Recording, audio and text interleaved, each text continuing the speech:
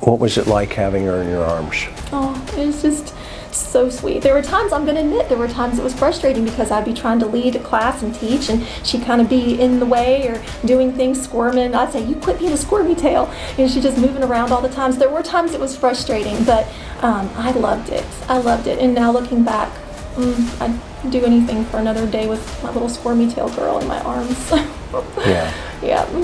When 5-year-old Summer Wells vanished on June 15, 2021, her mother didn't call a neighbor or a relative first. She called the child's church teacher. Between 6:30 and 7 p.m., Candace Bly placed 5 FaceTime calls to Robin Lane. The same time investigators later logged as the 911 window. That overlap has never been clarified. Robin was at her daughter's dance rehearsal, unaware that those missed calls would make her the first outsider tied to the case. When she finally saw the messages, she rushed to Ben Hill Road and discovered something even stranger. Some officers searching for Summer hadn't yet seen the girl's picture. The first photo they used came from Robin's phone. If her recollection is correct, then the official timeline isn't just incomplete, it might be wrong. Robin Lane remembers the evening clearly, not because of what she saw, but because of what she missed. While taking photos at her daughter's dance rehearsal, her phone began to light up again and again. When she finally looked down, she saw the name on the screen, Candace Bly. 5 FaceTime calls, one after another, between 6:30 and 7 o'clock. She didn't know it then, but that same window of time would later appear in official records as the moment Candace dialed 911 to report 5-year-old Summer Wells missing. When Robin finally returned the call, Candace appeared on screen crying, her voice shaking. "Summer's gone," she said. "I called the police. I don't know what to do." It sounded like panic, pure and unfiltered, but it also raised a question investigators never fully answered. If Candace had already called the police, why was she still trying to reach Robin? And if those FaceTime calls came before 911, then the report to law enforcement came later than claimed. The two timelines overlap, but they don't align. In a case built on minutes, that single overlap could alter everything. The Tennessee Bureau of Investigation's statement placed the 911 call at 6:30 p.m., Robin's account, given in July 2021 to retired homicide detective Chris McDonough on the interview room, places multiple FaceTime attempts during that same period. Unless Candace made those calls simultaneously, one of the records is off, by minutes, maybe more. In child abductions, those minutes are not trivial. They define the moment the child was last seen, the start of the search radius, and the possible movement of any suspect or witness. Why did Candace call the church teacher first? Robin's bond with Summer was not casual. Each week, the little girl ran to her arms at church, clinging to her during songs and lessons. She just wanted to be loved, Robin said. That simple observation, repeated in several interviews, reflects more than affection. It explains instinct. In moments of crisis, people often reach for whoever feels emotionally safe. For Candace, that wasn't a family member or a neighbor. It was the woman her daughter trusted most. There is also the nature of the call itself. FaceTime isn't just communication, it's display. It allows the caller to be seen, to show emotion, to prove distress. When Candace placed those calls, she may have been searching for validation, for someone to witness her panic and confirm it was real. In crisis psychology, this is called a mirror response, a way for the mind to process shock through another person's eyes. It does not indicate guilt, but it reveals the chaos of the moment. Still, it also means that instead of focusing on coordination or immediate search, Candace was reaching outward, looking for emotional connection. When Robin hung up, she didn't hesitate. She went home, packed flashlights, snacks, and batteries, and drove to Ben Hill Road. She arrived around 9 o'clock, roughly 2.5 hours after the calls. The scene that greeted her was chaotic: yellow tape, flashing lights, police vehicles lining the dirt road, helicopters overhead. The stillness of Beach Creek had been replaced by confusion and noise. Robin parked at the bottom of the hill and walked up, ready to help. But what she encountered next changed her understanding of the night entirely. When she spoke to officers at the scene, some admitted they hadn't yet seen a photo of the missing child. Others said they had. To Robin, that made no sense. How could an organized search begin without a unified image of the girl they were looking for? She opened her phone and showed them one of her own pictures. Summer smiling in a bright dress, her short hair shining under the church lights. According to Robin, that image became the first visual reference used that night. It's a small detail, but it matters. Without a current photo, descriptions vary, memory falters, and false sightings multiply.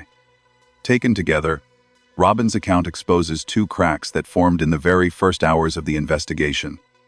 One was a time gap, the unresolved overlap between the FaceTime calls and the official 911 log. The other was a communication gap, the lack of consistent information among first responders. Neither is speculation. Both are verifiable procedural weaknesses. And in missing child cases, those weaknesses often shape the outcome. If the FaceTime calls came before 911, then there was a delay in initiating the emergency response, minutes lost that could have been spent searching. If they came after, then the calls reflect a mother's inability to process what was happening, cycling between police and trusted contacts for reassurance. Either version carries investigative value. The timestamps, if retrieved from phone records, could confirm which sequence is true. Robin's testimony does not accuse, but it clarifies. It offers an independent account from someone outside the family, someone who can mark the beginning of the public timeline. In a case where speculation has drowned facts, her words reintroduce something measurable: time, sequence, and communication. To this day, law enforcement has never commented on those FaceTime calls or whether they were reviewed. They remain an overlooked key in the earliest hour of the case, the hour that determines everything that follows. Robin Lane's account is not dramatic, but it is precise. 5 calls, 1 photo, 2 hours, and inside those numbers lies the first fracture in the story of Summer Wells. In her July 2021 interview on The Interview Room, Robin Lane confirmed a detail that exposed a serious procedural failure in the early response to Summer Wells' disappearance. When she arrived at Ben Hill Road around 9 p.m., nearly 3 hours after the 911 call, she asked officers if they had a picture of the missing child. According to Robin, some of them said they hadn't seen one yet. She then unlocked her phone and showed a photo she had taken of Summer during Sabbath school. That image, she said, was the one officers looked at that night. This statement, though brief, carries major investigative weight. If accurate, it means that for several hours after the disappearance was reported, search personnel were not working with a confirmed visual reference of the child. In missing child operations, that represents a communication failure between command and the field. By standard procedure, a child's photo should move from the initial 911 dispatch through the law enforcement chain immediately, reaching all officers, search teams, and volunteers before the first ground sweeps begin. If even one group of responders lacked that photo, it indicates a breakdown in coordination during the most critical phase of the search. Robin's account, therefore, establishes what investigators call an initial response gap, the measurable period between notification and full operational alignment. The presence of this gap explains why early efforts appeared disorganized despite massive manpower.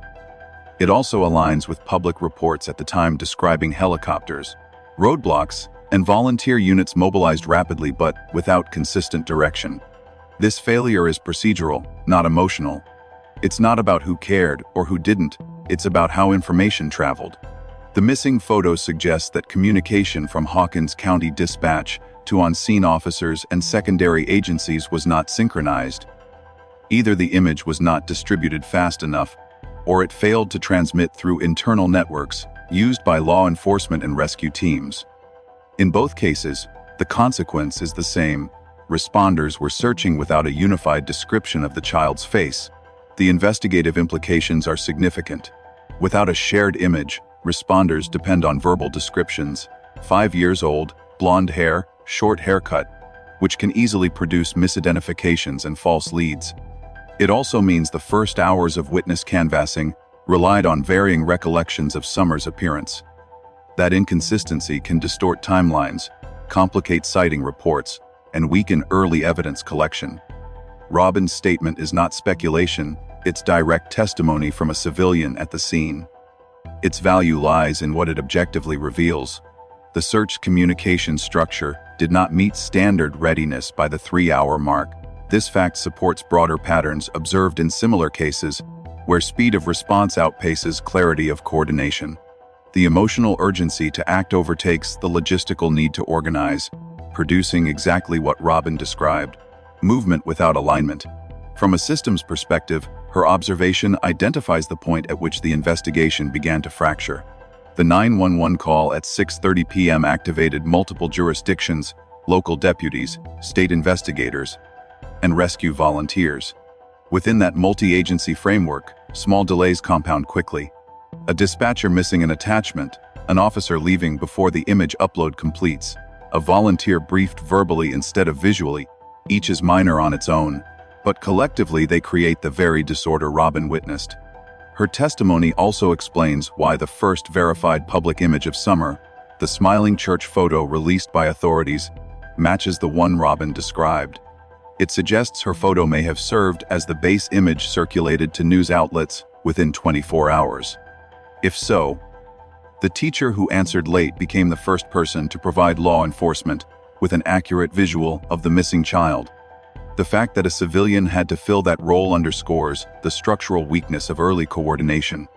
It's not a criticism of the officers who responded, but a documentation of sequence, a call, a report, a partial relay, and a visual confirmation that came from outside the chain of command. That sequence should never occur in a missing child case. Yet it did here, and it explains why the early hours produced little verifiable progress, despite the scale of the search. In the analytical view, Robin Lane's simple act of showing a photograph is not an emotional anecdote, it's a measurable data point. It identifies the first confirmed instance of information lag in the Summer Wells investigation. It clarifies why the first phase of the search, though rapid and resource-heavy, yielded no immediate results. And it illustrates how even a well-intentioned, high-speed mobilization can lose effectiveness when internal communication falters. By providing that image, Robin unknowingly corrected an operational blind spot that should have been addressed long before she arrived. Her statement, therefore, doesn't just document what happened, it defines where the process failed. The search didn't begin in confusion because people didn't care. It began that way because, for hours, the most basic piece of information, a face, was missing from the system designed to find it. Among the details that fueled the first weeks of the Summer Wells investigation, none spread faster or proved more misleading than the story of the red truck.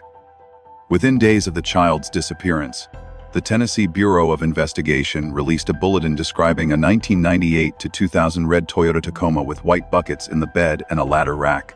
The driver, the agency said, was a potential witness who might have been seen in the Beach Creek area on the day Summer vanished.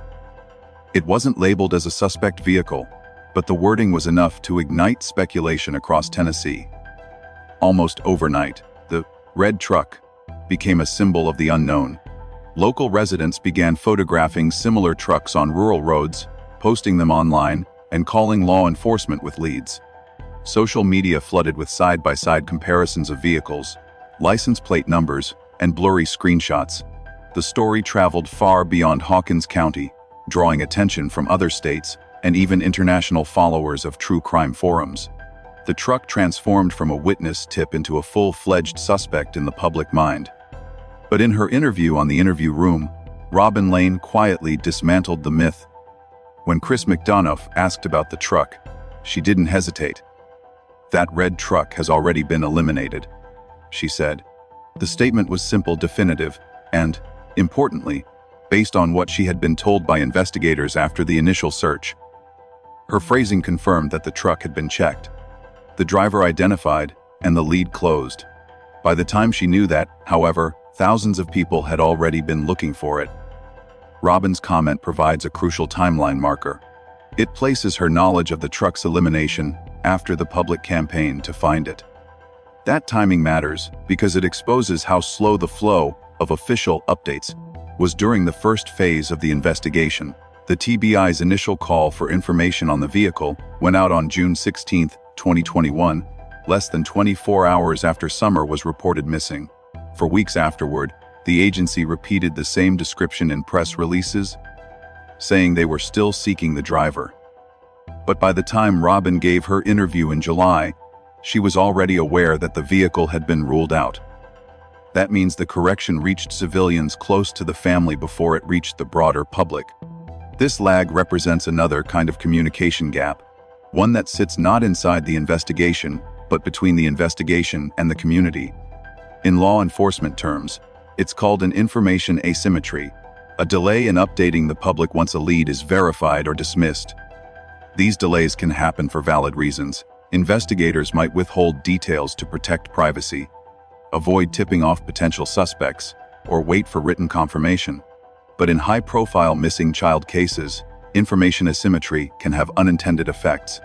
It keeps the public chasing a dead lead long after investigators have moved on. That's exactly what happened here. For nearly 2 months, people continued submitting photos of red trucks to law enforcement hotlines. Some drivers were stopped or questioned based solely on color and model. News outlets repeated the description long after it was no longer relevant. Even as late as August 2021, online forums debated whether the truck was connected to a potential abduction. Yet, according to Robin, the vehicle had been ruled out early on.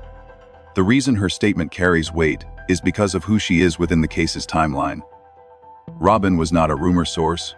She was in contact with both the Wells family and the local church community, and she had spoken directly with investigators in the days following the disappearance. Her information about the red truck's elimination is consistent with what the TBI later confirmed months afterward, that the driver had been identified and was not linked to Summer's disappearance. The delay between those two confirmations, the internal one known to Robin and the external one shared publicly, illustrates how the investigation lost control of its narrative. Once the red truck theory reached social media, it became nearly impossible to retract. The more time passed without an official update, the more people assumed the silence meant validation. In reality, it meant nothing could be shared until the lead was fully processed. From an analytical perspective, this is an example of a media echo loop, where the absence of new information reinforces the perceived truth of old information. Every time the TBI reiterated the same call for tips without an accompanying correction, it amplified the impression that the truck was still central. Meanwhile, insiders like Robin already knew it wasn't. That split created two parallel versions of the investigation, one unfolding quietly within law enforcement, and one exploding noisily online. The investigative consequence of that split is more than reputational. It affects data. When hundreds of citizens report sightings of red trucks, dispatch systems and tip lines become flooded. Genuine leads, unrelated to the vehicle, get buried beneath volume. Analysts then spend time verifying false submissions, diluting resources that should be focused elsewhere. In retrospect, this was one of the first major, false lead waves in the Summer Wells case. And Robin's remark identifies when that wave began to recede internally even as it continued publicly. Her comment also helps define a chronological boundary in the case's information timeline. The initial truck advisory marks the start of public participation. The quiet elimination marks the start of public confusion. Together, they illustrate how an early investigation can fracture when information is released faster than it can be verified. When Robin said, "That red truck has been eliminated," she was, intentionally or not, recording the moment those two currents diverged. For forensic investigators reviewing the case today, the red truck episode serves as a case study in information management failure. A single premature lead, once publicized, cannot easily be undone. Even after the TBI clarified the matter later that year, digital traces of the theory remained, screenshots, news articles, and videos still treating the vehicle as potential evidence. In effect, the misinformation outlived the truth. Robin's straightforward answer to McDonough, just 7 words, cut through months of speculation. That red truck has already been eliminated. The value of that line isn't emotional, it's structural. It documents when certain information reached the inner circle around the family compared to when it reached the public. And it reveals that the delay between the two allowed an entire false narrative to take hold. In a case as scrutinized as Summer Wells, small miscommunications can alter the course of both the investigation and public perception. The red truck lead wasn't a lie, it was a fragment of truth released too soon. Once it entered the public sphere without closure, it became a distraction powerful enough to overshadow more critical lines of inquiry. By tracing when and how Robin learned the truck was eliminated, investigators can pinpoint one of the earliest media blind spots in the case, the point where official information stopped keeping pace with public expectation. That gap didn't just confuse the community, it redefined the investigation's direction. For weeks, attention stayed fixed on a vehicle that no longer mattered, while the real question, what actually happened on that hill, remained unanswered. In her interview, Robin Lane recalled a small but telling conversation with Candace Bly, the kind of detail that seemed harmless at first but later became significant. When asked about Summer's short hair in the photos circulating online, Robin said she had asked Candace directly why her daughter's hair had been cut so close to the scalp. Candace replied casually, "It was a cool summer cut." That phrase, simple, almost dismissive, has become one of the few confirmed explanations for Summer's sudden change in appearance. Robin's recollection matters, because it provides both a date and a context. She first saw the haircut around Mother's Day, 2021, roughly a month before Summer was reported missing. The timing is verifiable through photos taken at the Seventh-day Adventist Church, where Summer attended Sabbath school each weekend. Robin said Mother's Day was the first time I saw her with her hair cut, placing the change in early to mid-May. From a factual standpoint, this creates a clear visual marker. Every known photograph of Summer shared publicly, whether by the family, local news, or investigators, shows her with that same short haircut. No image has surfaced showing her hair grown out beyond that point. That means the last verifiable image of Summer was captured in, or around mid-May 2021, several weeks before her disappearance on June 15th. Between those two dates lies what investigators refer to as an image gap, a period where no confirmed photographs or videos of the child exist. In missing child investigations, such gaps are not minor. They define the window of last confirmed public visibility. When no one outside the family can verify seeing or photographing a child for weeks prior to disappearance, it raises procedural questions. Was the child attending school, church, or other activities during that time? Were there witnesses who can confirm her condition and appearance? Or did her public presence simply narrow to the home environment? Robin's testimony helps establish the boundary of that gap. She saw Summer with the new haircut on Mother's Day, and continued to see her at church in the following weeks. But even she could not recall precisely when she last saw the girl before June 15th. In her own words, "I'd have to look at my pictures because I take photos all the time." That uncertainty underscores how quickly routine attendance blurred into absence. Investigators working from photographic timelines treat such gaps as both a limitation and a clue. The limitation is obvious. Without recent images, it's difficult to determine whether a child's physical condition changed in the weeks leading up to the event. The clue lies in the pattern, why the public imagery stops when it does.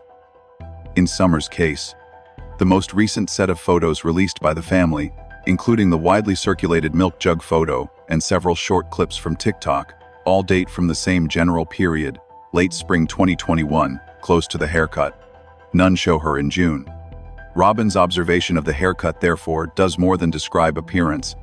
It marks the last known visual checkpoint before the trail goes dark. It confirms that the short-haired image of Summer, bright dress, cropped blonde hair, represents her final verified look before she vanished. The significance is investigative, not emotional. It establishes the end of public visibility and the start of the unverified period leading up to the 911 call. The haircut itself also plays a secondary role in timeline alignment. Because Candace described it as a cool summer cut, she positioned it as a seasonal decision, something done for comfort as the weather warmed.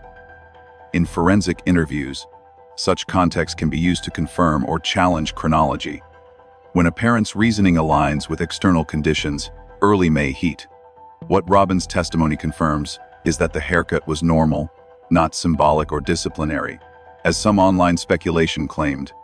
There was no indication of injury or concealment. The haircut merely provides an anchor point, a clear physical change that coincides with the last wave of photographs taken before the disappearance. It's the kind of small, verifiable milestone that investigators use to map certainty inside uncertainty. However, the lack of any confirmed images after mid-May introduces a broader issue in how the case was documented. In most investigations, law enforcement establishes a verified last known photo and compares it against witness accounts to ensure the image matches the child's final condition. In this case, the public release of only pre-June images means the investigation had to rely on older references when distributing missing posters. If Summer's appearance had changed even slightly, sunburn, bruises, longer hair, those posters wouldn't reflect it. That's what makes Robin's information so valuable. By identifying the haircut's timing and confirming it as early May, she effectively locked the image used on all official materials to that date. Her statement clarified why every search poster, press release, and broadcast used the same photo, because it was the last reliable one. The haircut, then, is more than a style choice. It's a timestamp. It anchors the final phase of Summer's public life and outlines the void that followed. Between that cool summer cut in May and the night of June 15th, there is a gap of roughly 4 weeks where no confirmed third-party image, video, or appearance exists. For investigators, that 4-week span remains one of the most opaque segments of the timeline. Robin Lane's recollection provides the boundary that allows it to be measured. It tells us when the camera last caught Summer Wells, in a verifiable moment of ordinary life, and how after that, the picture went silent. Robin Lane mentioned something investigators often pay close attention to: the absence of contact before a crisis. She told the interview room that before the evening of June 15th, the day Summer Wells disappeared, she hadn't spoken with Candace Bly for quite some time. The last exchange she remembered was weeks earlier, possibly connected to church events or Summer's attendance at Sabbath school. "I hadn't talked to her," Robin said plainly. "That day was the first time in a while that I'd heard from Candace." This short statement outlines one of the most important behavioral shifts in the timeline. The Wells family, once regular participants at the Seventh-day Adventist Church in Kingsport, had gradually reduced their contact with the congregation. In the months leading up to the disappearance, Robin noted that their attendance became inconsistent and communication grew infrequent. Don Wells was known to be a baptized Adventist, but Candace was less active. Robin recalled that while the family used to arrive on time for Sabbath school, they eventually began missing weeks at a time. No one in the church thought much of it at first. Families drift in and out, especially in rural congregations, but in retrospect, the change stands out.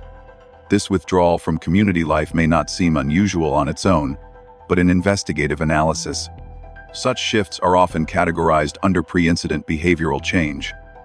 It refers to any alteration in a family's routine, relationships, or engagement patterns that occur shortly before a critical event.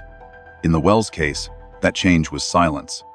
The family had effectively stepped back from one of their few external social environments, limiting outside observation of their daily life.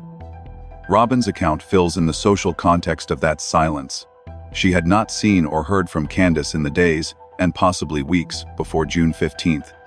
That means that the first contact Candace made after this period of isolation came not through church channels or casual conversation. It came as a string of emergency FaceTime calls the evening Summer vanished. The contrast between that silence and the sudden urgency of those calls is striking. It suggests that in a moment of panic, Candace reached instinctively for the last connection associated with stability and trust, the teacher her daughter adored. For investigators, this kind of selective reconnection can be meaningful. It implies that Candace did not maintain ongoing relationships with most church members, yet chose Robin specifically when distress struck. That choice highlights how Summer's bond with Robin had also shaped Candace's perception of safety. In practical terms, it means that Robin became the family's last emotional link to the outside world at the moment of crisis. The withdrawal from community life is also traceable through attendance records and public accounts. Church members later confirmed that the Wells family's visits had become sporadic in 2021. Robin herself said she would have to check her own photographs to know the exact date of Summer's last appearance at church. The most recent confirmed occasion was Mother's Day, when Summer gave Robin a small necklace as a gift. After that, there are no verified sightings of Summer in that setting. This aligns with the Midge gap established earlier and reinforces that the family's social visibility declined in the final month. In the Wells case, Robin's description of the pre-incident silence provides a key reference point. She did not call to share news, to plan an event, or to reconnect socially. She called in crisis. That sudden reappearance, after a long pause, magnifies the emotional weight of her actions that day and adds context to her decision-making process under stress. Investigators evaluating pre-incident patterns would consider several potential explanations for this withdrawal. Some are mundane, transportation issues, family workload, or scheduling conflicts. Others may reflect social or emotional strain, tension within the family, embarrassment, or avoidance of questions from fellow congregants. There is no direct evidence of why the Wells family reduced their attendance, and Robin never speculated. What matters is that she documented the change accurately and placed it in time: consistent attendance, gradual reduction, then silence. Robin's recollection also introduces a measurable social dynamic. In small-town environments, church communities often act as informal monitoring systems, noticing stress, fatigue, or unusual behavior among families. When participation stops, that informal safety net disappears. In this case, the absence of contact meant no one outside the Wells property saw Summer regularly after mid-May. By the time the alarm went out, there were no third-party witnesses who could confirm when she was last seen alive. For the investigation, this pre-incident withdrawal has enduring value. It provides a behavioral context for the timeline already established through digital and photographic evidence. It helps explain why external data, new images, sightings, or social interactions stopped appearing in the weeks before June 15th. It also helps define the emotional environment within the Wells household: insular, private, and disconnected from their support network. When Candace finally broke that silence, it was not gradual. It was desperate. 5 FaceTime calls, back to back, to the only person she knew outside the family who would answer without judgment. That sudden reconnection marked the end of a long quiet and the beginning of everything that followed. In missing person investigations, silence can be as informative as speech. It tells investigators when the world stopped looking in and when the family stopped letting it. Robin Lane's simple observation, that she hadn't heard from Candace until the night Summer disappeared, does not accuse anyone. It simply defines a pattern: a family turning inward, a community losing contact, and a teacher who became the first voice they called when the quiet finally broke. She discussed a detail that, while easily overlooked, directly counters one of the earliest misconceptions about Summer Wells. In the weeks following the disappearance, online speculation circulated claiming that Summer might have had a developmental delay or a communication disorder, possibly explaining why she could have wandered off or failed to respond if someone called her name. Robin, who interacted with Summer every week in her Sabbath school class, directly refuted those rumors. "I don't think she was autistic," she said firmly. "She could make eye contact. She would talk when she wanted to. She just didn't talk all the time." Robin's choice of words, "I would make her make eye contact with me," became one of the most precise behavioral observations in the entire case. It demonstrates that Summer had both awareness and control over her attention. Robin described how some children in her class could not sit still or maintain focus, but Summer's behavior stood out not because of inability, but because of energy. "She just had energy she couldn't contain," she explained. That difference is critical. It distinguishes between a child struggling to connect and a child who chooses when to engage. From an investigative standpoint, Robin's description provides a first-hand behavioral profile of Summer that aligns more closely with typical, not impaired development. She could make eye contact, follow verbal instructions when she wanted to, and express herself clearly. Robin emphasized that when Summer spoke, she enunciated her words perfectly. People say she didn't talk. Robin told McDonough. She did talk. She could say things clearly as day when she wanted to. This observation has direct implications for the case because it challenges an early theory that Summer might have wandered off due to confusion, disorientation, or lack of understanding of danger. If Robin's account is accurate, Summer was capable of interpreting direction, recognizing people, and responding deliberately. The possibility that she simply walked away without responding to her family or neighbors becomes much less likely under that behavioral profile. Robin's account also adds important context to how Summer interacted socially. She wasn't withdrawn or detached, she was selective. During church activities, she often preferred to help with tasks rather than sit through lessons, arranging stickers for memory verses, helping organize papers, or assisting Robin in setting up the classroom. Robin said she allowed it because it was easier to let her help than to make her sit still. That flexibility demonstrates mutual responsiveness between teacher and child. Summer reacted to expectations and Robin adapted to her temperament. Behaviorally, that kind of interaction reflects a child who understands social cues, but asserts her autonomy. In developmental analysis, it's the opposite of detachment.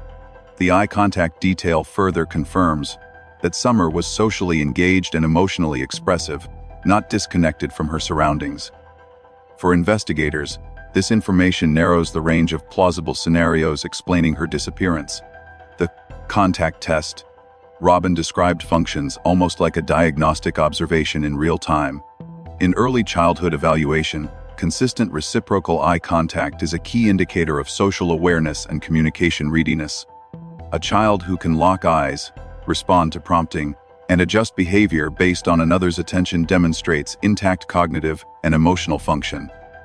Robin's remark that she could make her make eye contact indicates not only that Summer was capable of it, but also that she understood what was being asked of her. This counters the online rumor cycle that began shortly after the case went public.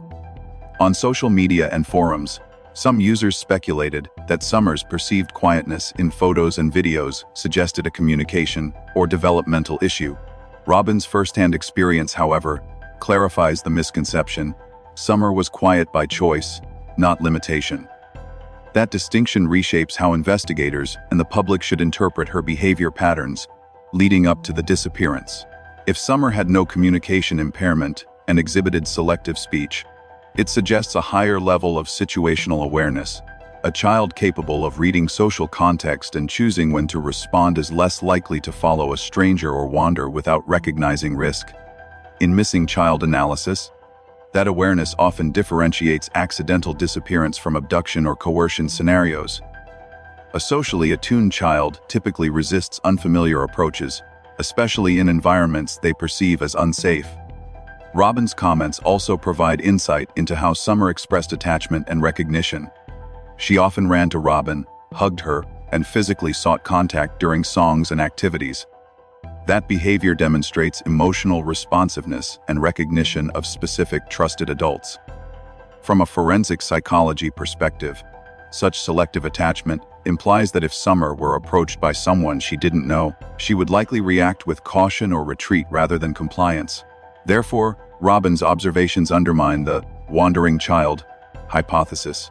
A child who is aware, responsive, and capable of deliberate communication is unlikely to silently walk into danger without a trace. In the language of behavioral profiling, Summer's traits fit a pattern of interactive impulsivity rather than disoriented detachment.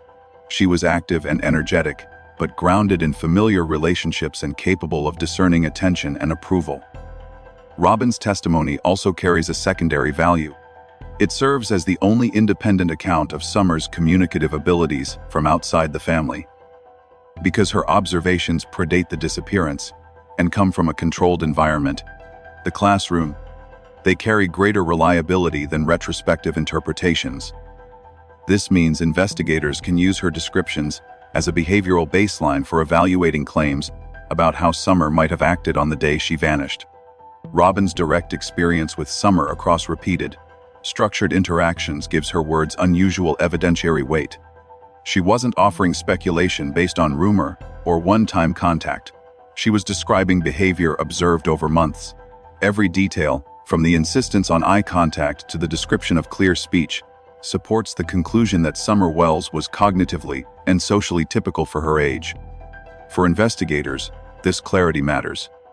It defines what kind of child they were searching for, one who could respond, recognize, and resist.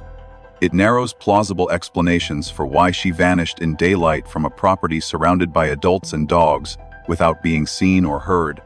It doesn't answer the central mystery, but it removes one of the earliest misconceptions clouding it. Robin Lane's insistence on that simple test, "Look at me, Summer," ends up being more than a classroom anecdote. It is a behavioral fact, recorded before the speculation began. It tells investigators that the child at the center of this case wasn't lost in her own world. She was present, aware, and engaged with the one she knew. Robin Lane provided one of the only first-hand descriptions of Candace Bly's behavior in the first minutes after Summer Wells was reported missing.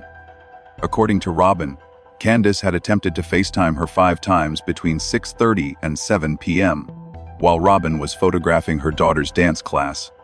When Robin finally returned the call, she was immediately struck by what she saw on the screen. She was freaking out. Robin recalled. She said, "Summer's gone. I called the police. I don't know what to do." That short exchange, recorded in Robin's memory within minutes of the 911 call, represents one of the few uncontested moments in the timeline. Robin's description shows a mother in visible distress, emotional but incoherent. She noted that Candace wasn't calm enough to explain anything, and that she had to reassure her. "I told her I'd come as soon as I got home," Robin said. "I told her to stay calm." This account establishes the first external confirmation of Candace's immediate reaction. It does not indicate deceit or fabrication. Rather, it captures panic in its rawest form, genuine, but without clarity. In the context of crisis analysis, such reactions can be critical. Investigators often examine the earliest moments of communication after a disappearance to assess the spontaneity of emotion. A person who fabricates a crisis typically presents a structured narrative: what happened, when, and how, before expressing emotion. A person in genuine panic often does the opposite. They lead with emotion, not detail. Robin's description fits the latter pattern. Candace's words, "Summer's gone, I called the police," lack specifics about location, sequence, or cause, but they carry the emotional cadence of shock. This early behavioral snapshot has investigative value because it can be compared to later statements made under calmer conditions. If the FaceTime call logs were ever retrieved, investigators could align Candace's tone and timing against the official 911 transcript. The closer the timestamps, the clearer the picture of her mental state at the time of the emergency call. It would allow analysts to determine whether her distress preceded the report or followed it, an important distinction when evaluating sequence of awareness. Robin's recollection also helps define what was not said. Candace did not describe where she had last seen Summer or how she disappeared. She did not mention the hill, the basement, or the garden, details that later became central to the family's account. Instead, her words focused entirely on the absence itself. She's gone. In crisis communication, the omission of detail can either indicate disorientation or selective memory. In this case, Robin's impression leans toward the former. She made no suggestion of calculation or composure. Candace was visibly overwhelmed, unable to form a coherent timeline. From a behavioral psychology perspective, panic of this kind follows predictable physiological patterns. When confronted with sudden loss or threat, the brain's stress response, commonly known as fight or flight, disrupts the ability to structure language. People revert to fragments, repetitions, and declarative statements. "She's gone. I called. I don't know what to do." These are consistent with acute stress reaction rather than deception. Robin's recollection therefore supports the interpretation that Candace's fear in that moment was authentic.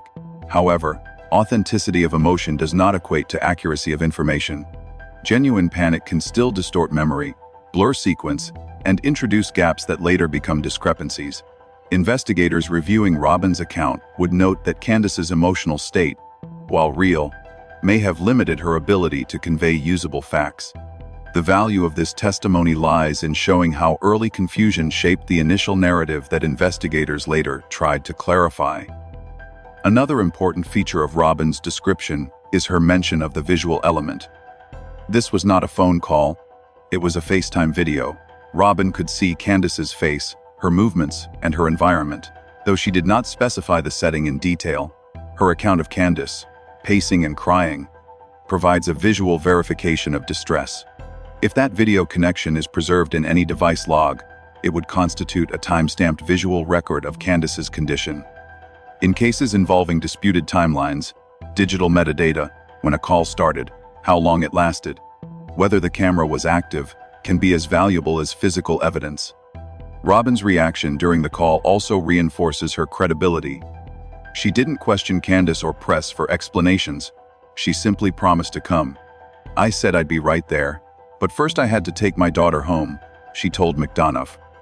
"I got my flashlight, my snacks, because I thought I'd be out all night."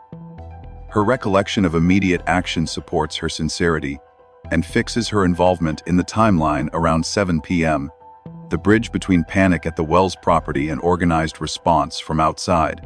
For law enforcement, the moment Robin described serves two investigative purposes.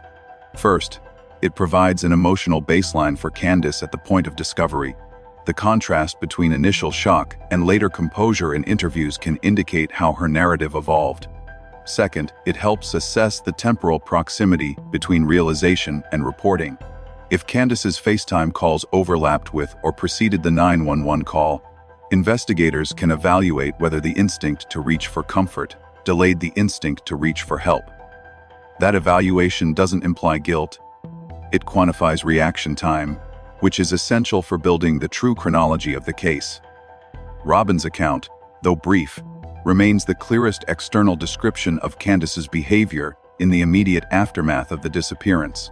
It captures the psychological transition between realization and response, the split second where shock becomes action. Every subsequent interview, search, and rumor grew out of that moment of panic. For investigators, the power of this detail lies not in what it proves, but in what it fixes. It documents the emotional temperature of the case at minute zero, a mother crying through a phone screen, repeating the same phrase, unable to explain, and a teacher hearing that cry and preparing to drive into the night. That reaction, preserved in Robin Lane's words, forms the first verified glimpse into how the disappearance of Summer Wells was understood, not by theory, but by witness, in real time. During her interview on the interview room, Robin Lane emphasized one theme more than any other: compassion without judgment. When asked about how her church reacted to the disappearance of Summer Wells and the scrutiny surrounding the Wells family, Robin's answer was deliberate. "We just pray," she said. "We don't judge. We just want to love them and pray for them." That statement, simple and sincere, describes the dominant attitude within the Seventh-day Adventist congregation that the family attended. But from a sociological perspective, it also reveals one of the least examined elements of the case: the silence of a community that chose empathy over inquiry. Robin explained that within the church, the focus was on support, not suspicion. Members were encouraged to comfort one another and the family rather than speculate. "Nobody said anything ugly to them," she noted. "Everyone just loved that the kids were there." This culture of kindness, deeply rooted in the congregation's values, effectively created what investigators would call a non-confrontational zone. It was a place where difficult questions were rarely asked, and private struggles went largely unspoken. That posture became even more pronounced after Summer's disappearance. Robin said that while the congregation felt the loss deeply, their collective response remained spiritual rather than investigative. "We pray for Summer every week," she told McDonough. "We pray for the family, and we pray for the people who say hurtful things too." Her phrase, "the people who say hurtful things," referred to the growing number of online commentators accusing the Wells parents of neglect or worse. Robin refused to participate in that debate. "I used to call them haters," she said. Now I call them herders. From a human standpoint, this approach reflects genuine faith and restraint. But from an analytical standpoint, it produced a byproduct investigators often encounter in close-knit religious or rural communities: social silence. When a community avoids confrontation in the name of empathy, the flow of informal information, observations, concerns, or small warnings can disappear. In missing child cases, those small details can be crucial: changes in attendance, mood, or family interactions that might have hinted at stress before a crisis. By choosing not to question or report, even unintentionally, potential witnesses withhold context that could clarify the timeline. In the Wells case, the church's culture of privacy created what might be described as a social data gap. No one within the congregation ever reported concerns about the family to authorities, and no member came forward with new information. After the disappearance, Robin's own testimony reflects this absence. She described the Wells family as sincere, loving, and here to worship. She saw no visible signs of conflict or distress when they attended services. To her and others, they appeared stable.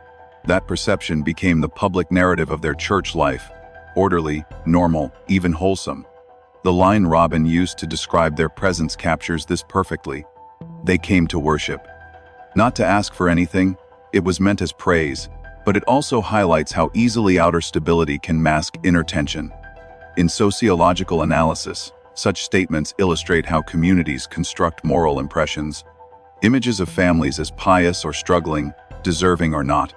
Once that impression sets, it filters perception. Church members who see a family as faithful are less likely to notice signs of trouble. Even if they do, they interpret them charitably. The collective silence wasn't intentional concealment, it was structural. The church valued discretion, the Wells family valued privacy, and together they formed an environment where information stayed contained. After Summer's disappearance, that containment remained. Robin became the informal spokesperson, not because others refused to talk, but because she was the only one willing to speak publicly at all. Her interviews, both compassionate and cautious, mirror the church's tone: empathetic, defensive, and careful not to assign blame. From an investigative viewpoint, this non-confrontational dynamic had measurable consequences. The lack of external reports meant that investigators had almost no community-based insight into the family's routines in the weeks before June 15th. There were no independent observations of Summer's behavior outside the home, no corroborating witness statements about her final appearances, and no contextual reports of parental stress or conflict. What remained was a vacuum of first-hand information, the kind that often helps investigators separate fact from rumor early on. In sociological terms, this is known as the closure of the social network, the point where a group's internal solidarity prevents external intervention. The church's instinct to protect its own members, combined with its emphasis on forgiveness and prayer, effectively sealed the Wells family off from scrutiny. No one asked invasive questions, and no one volunteered speculation. The result was a paradox: a faith community deeply involved in spirit but detached in function. Robin's leadership role amplified this effect. As both a teacher and a public voice, her statements carried authority. When she publicly affirmed the family's sincerity, others followed her lead. To the congregation, defending the Wells family became synonymous with defending the church's compassion. To investigators, that unity meant fewer independent voices willing to provide nuanced accounts of what they might have seen or heard before the disappearance. The prayer line, then, served two purposes. Spiritually, it bound the community together in shared hope. Practically, it replaced inquiry with intercession. "We just need to pray," Robin repeated. "God will bring her back in His time." In a tragedy defined by uncertainty, that faith offered comfort. But it also ensured that whatever insight might have existed within the church stayed unspoken, lost beneath good intentions. For investigators reconstructing the social landscape around the Wells family, Robin's description of that environment is crucial. It defines the cultural boundary between empathy and evidence, a line where prayer became the dominant response and silence became the unintentional cost. In the end, no one from the church provided new leads or contradicting statements. The congregation's love protected the family's dignity, but it also preserved the mystery. In the story of Summer Wells, that collective choice became one more form of silence, another missing piece in a case already defined by what no one saw and no one said. As the first chaotic night on Ben Hill Road turned into the following days, the investigation into Summer Wells' disappearance began to reveal not only the absence of physical evidence, but also the absence of coordinated information. In her interview with The Interview Room, Robin Lane described what it was like to stand at the intersection of those three worlds, the family, the police, and the public, and to realize that none of them were hearing the same story. Her words painted a picture not of secrecy, but of fragmentation. Everybody was trying, she said, but nobody seemed to have the same information. Robin's description aligns with what later became evident through official statements and media reporting. From the moment the 911 call was placed, the lines of communication between agencies, residents, and the family were not fully synchronized.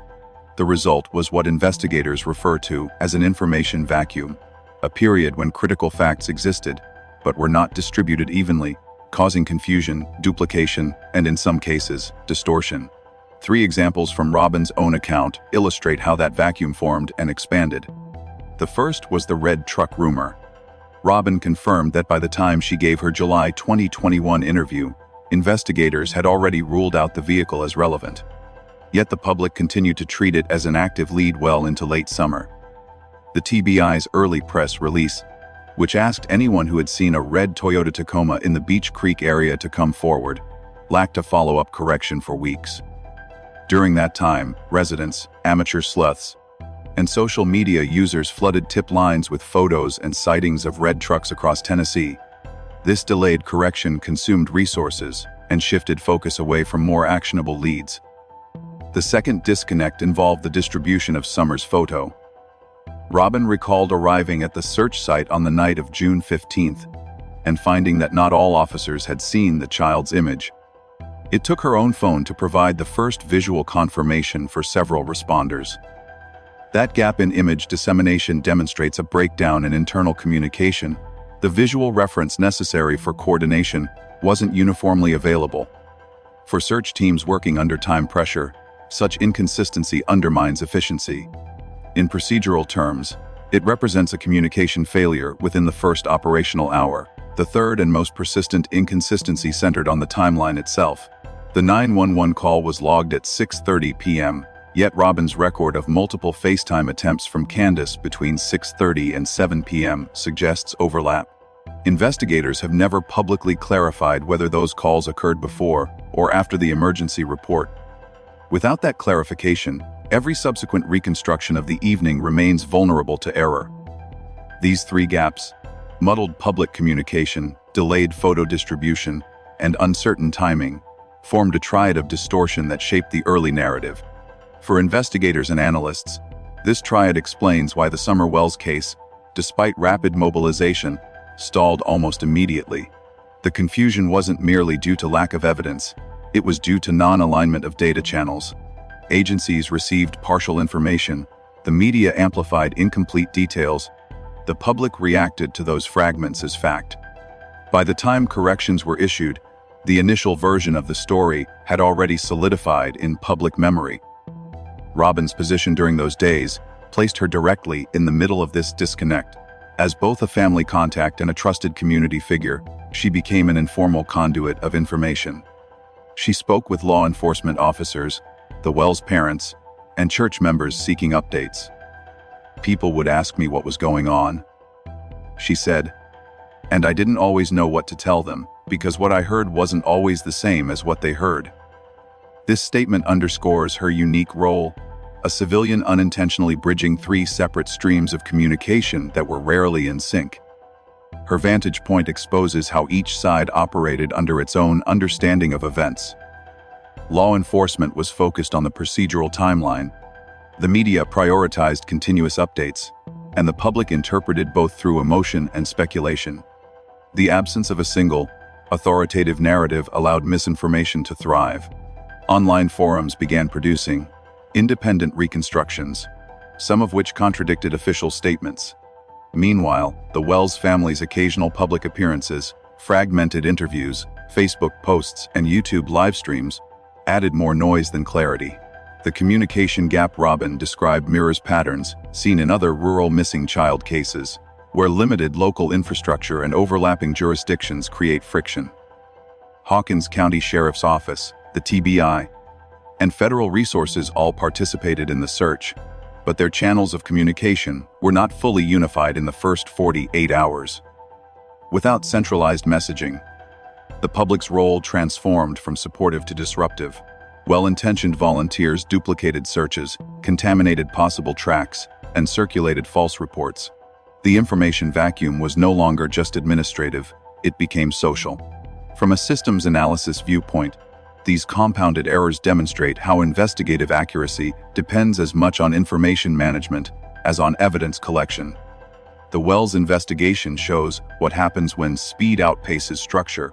The faster each group tried to act, the more disconnected their actions became. The consequence was a loss of control over the public narrative, a situation Robin indirectly documented through her testimony. Her recollections also highlight the psychological dimension of this vacuum. In environments saturated with uncertainty, people tend to substitute belief for data. Robin, operating from a place of faith, continued to focus on prayer and trust in the authorities. Others online filled the silence with speculation. Between those two poles, faith and rumor, the factual center eroded. That erosion is visible in the early press coverage, conflicting statements about where Summer was last seen, how long the family had been outside, and who was home at the time. For investigators reviewing the case today, Robin's testimony functions as a fixed reference point in a field of distortion. She observed the confusion firsthand, recognized the inconsistencies, and recorded them without embellishment. Her presence connects the three disconnected audiences: the Wells family's emotional narrative, the police's procedural account, and the community's reaction. In that sense, she became the only stable bridge between them. The significance of this information vacuum extends beyond the first week of the search. It influenced how every subsequent phase unfolded, how the public perceived guilt or innocence, how media framed updates, and how official statements were received. Once the initial narrative fractured, the investigation lost coherence in the public sphere. The facts became competing versions of the same story, each anchored to a different timeline. Robin Lane's quiet testimony doesn't solve that fracture, but it explains it. Through her account, the early chaos of the case can be understood not as secrecy or conspiracy, but as a failure of synchronization. The disappearance of Summer Wells didn't begin with missing evidence, it began with missing alignment. And by the time the system caught up, the damage to clarity had already been done. Nearly every major uncertainty in the Summer Wells case, the timeline, the evidence, and the credibility of early information, can be traced back to the first few hours of June 15, 2021, and few people outside law enforcement had a clearer view of those first hours than Robin Lane. Through her interview on The Interview Room, Robin provided not speculation but structure. She didn't name suspects, accuse anyone, or suggest theories. What she did offer was a series of verifiable data points that expose how the case began to lose coherence from the inside out. Each element of her testimony corresponds to a specific flaw in the early response. The FaceTime calls she received from Candace Bly around 6:30 to 7 p.m. revealed a potential timing conflict with the official 911 log. The photo she showed to police when she arrived on Ben Hill Road confirmed that search teams initially lacked a consistent image of the child. Her statement that the red truck had been eliminated clarified how outdated leads continued to circulate publicly. Even small details, the cool summer cut, haircut, or her confirmation that Don Wells had left and later returned home, served to verify or correct the fragments of rumor dominating public discussion. Taken together, these points form a factual framework for what could be called the chronology of confusion, the way real-time events, incomplete communication, and public dissemination collided in the first 48 hours to distort the investigation. The first correction Robin's account provides concerns time. The Tennessee Bureau of Investigation recorded Candace's 911 call at 6:30 p.m. Robin's phone logs, if verified, place multiple FaceTime attempts from Candace within that same half hour. This overlap doesn't contradict the official timeline outright, but it complicates it. If the calls began before 6:30, it would suggest that Candace sought personal reassurance before reporting the disappearance to authorities. If they occurred after, it would show her seeking comfort after the formal report was made. Either version matters because it changes how investigators interpret the window between realization and action, the moment when panic became procedure. The second correction relates to communication and coordination. Robin's account that some officers at the scene had not seen Summers' photo demonstrates a procedural delay that likely affected the search's early precision. A missing photo means incomplete identification.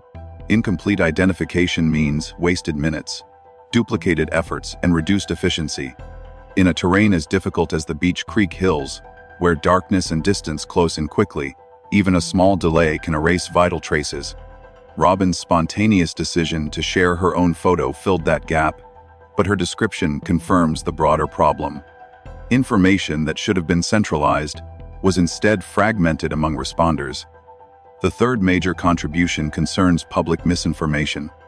When Robin stated that the red Toyota Tacoma mentioned in early bulletins had already been ruled out, she inadvertently exposed how far behind public communication lagged. The TBI continued to repeat the description for weeks after internal investigators had dismissed it. This mismatch between what officials knew and what the public was told fed an ongoing wave of false leads. For investigators, Robin's testimony fixes the sequence. The red truck narrative outlasted its factual relevance because the correction arrived late. Other smaller but still significant clarifications from Robin's statements help stabilize the record. Her recollection of Summers' haircut around Mother's Day establishes the last, reliable photographic reference point for the child's appearance. Her acknowledgement that Don Wells had briefly left the property that afternoon, without implying wrongdoing, provides a verified element of family movement at a key time. Each of these details narrows uncertainty and removes conjecture. From a forensic analytical standpoint, Robin Lane's testimony operates as a secondary evidence stream, not of the event itself, but of the event's documentation. It tells investigators not only what was happening in the Wells family, but also what was happening to the information about them as it moved through institutions and into the public. This distinction is critical. She was not a witness to the disappearance, but a witness to how the response unfolded. The evidentiary value of such testimony lies in its capacity to expose systemic error. Every misaligned timestamp, every missing photograph, every outdated lead represents not a conspiracy, but a process failure. When law enforcement, media, and community networks operate on different timelines, truth splinters. Robin's recollections trace those fractures precisely to their origins. Investigators reconstructing a cold case often prioritize physical evidence, DNA, scent trails, digital logs. Yet procedural evidence, who knew what and when, is equally vital. Robin's details about the FaceTime window, the unshared photo, and the red truck's elimination provide markers for exactly where communication faltered. They help define not just the story of what happened to Summer, but the story of what happened to the investigation. Her role as both insider and outsider amplifies that value. As a church member close to the family, she was privy to emotional context others lacked. As a civilian with no investigative authority, her account is unfiltered by official narrative. She describes the gaps as they appeared in real time, before they were rationalized by press conferences or online debate. That perspective allows analysts to map the sequence of confusion without the bias of hindsight. From a macro perspective, Robin Lane's testimony transforms the case from a mystery of disappearance into a study of information disorder. The missing child is only part of the loss. The other missing element is coherence. Her words show that the case didn't simply go cold because evidence was scarce. It went cold because communication was inconsistent.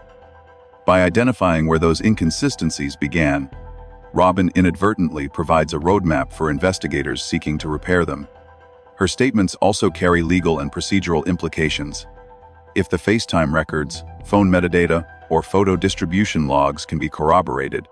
They establish objective timestamps that clarify when the first external awareness occurred, when the first visual identification was shared, and when the first misinformation began. These are not abstract corrections.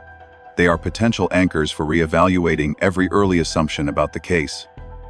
Ultimately, what Robin's testimony reveals is not the identity of a perpetrator, but the anatomy of confusion. She demonstrates how an investigation can fracture not from lack of intent, but from lack of synchronization. Her recollections restore the order that the first hours lost, realigning facts in a sequence that finally makes sense. In that sense, Robin Lane stands as an unusual kind of witness, not to the crime, but to the collapse of clarity surrounding it. Her story does not tell us who took Summer Wells. It tells us how the truth itself began to disappear, and how, if the case is ever to be understood, investigators will need to start where she stood, at the intersection of every broken line of communication, holding a phone that still contained the details no one else had managed to connect.